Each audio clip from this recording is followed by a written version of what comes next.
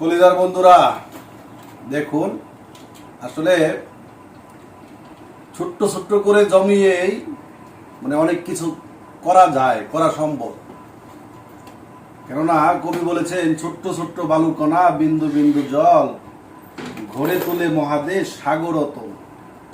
আজকে আমি অল্প অল্প করে কিছু টাকা জমিয়েছিলাম, আজকে সেটা ভাঙবো, দেখি কয় টাকা হয়। আপনারা অবশ্যই কমেন্ট করে জানাবেন কার কিরকম কালি,